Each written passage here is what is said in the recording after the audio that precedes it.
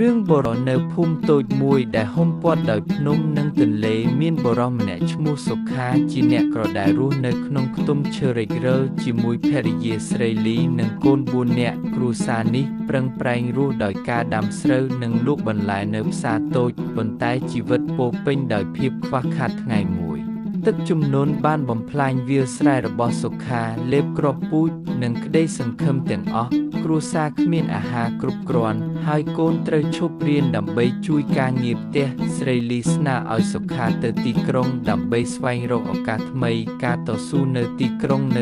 ងសុខាធ្វើការជាកម្មករសំណង់ដឹកឥដ្ឋនិងលើកធ្មក្រោមកម្ដៅថ្ងៃគាត់រស់នៅក្នុងបន្ទប់ជួលចង្អៀតស៊ីបាយឆៅនិងសន្សំរកកាក់ប៉ុន្តែគាត់ប្រឈមនឹងការមើលងាយពីអ្នកគ្រប់គ្រងដែលហៅគាត់ថាអ្នកក៏នឹងបដិសេធប្រាក់ឈ្នួលខ្លះមានរាត្រីមួយសុខាយោសប្តិឃើញកូនស្រីឃ្លាននិងស្រីលីយំនៅក្បែរចង្ក្រានទេ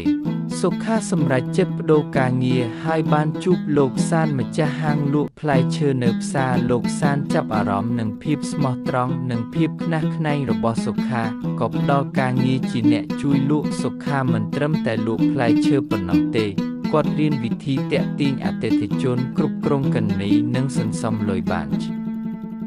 រឿនជាងមុនគាត់សរសេរលិខិតទៅគ្រួសារប្រាប់ពីភាពជឿនលឿននិងសន្យាថានឹងនាំអបទាំងអស់ដ៏ធំធេងត្រឡប់មកប៉ុន្តែគ្រោះថ្នាក់បានមកដល់ថ្ងៃមួយមានជនច្បោកម្នាក់ចោទសុខាថាលួចផ្លែឈើនិងបំផ្លាញឈ្មោះហាងសុខាមិនបានភ័យគាត់ប្រមូលភស្តុតាងនិងបកស្រាយជាមួយនគរបាលដោយភាពស្មោះត្រង់លោកសានដែលជឿជាក់លើគាត់បានដំឡើងគាត់ជាអ្នកគ្រប់គ្រងហាងនិងផ្ដល់ភាគហ៊ុនមួយផ្នែកសុខាប្រើប្រាជ្ញានិងបទពិសោធន៍ដើម្បីបង្កើតផែនការអាជីវកម្មថ្មីដែលធ្វើឲ្យហាងរីកចម្រើនខ្លាំងបន្ទាប់ពី2ឆ្នាំសុខាបានសន្សំលុយគ្រប់គ្រាន់ដើម្បីទិញដីថ្មីនិង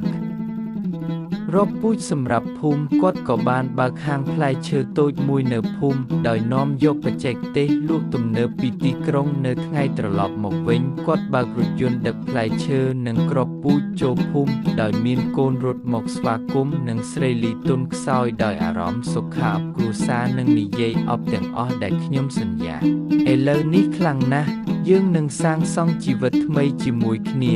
សុខាបានជួយភូមិទាំងមូលដោយបង្កើតកសិដ្ឋានតូចនិងផ្ដល់ការងារដល់អ្នកភូមិគាត់បង្រៀនកូនឲ្យសិក្សានិងជួយអ្នកក៏គ្រួសារនេះមិនត្រឹមតែសម្បូរបែបផ្នែកសម្ភារៈប៉ុណ្ណោះទេប៉ុន្តែថែមទាំងពោរពេញដោយសេចក្ដី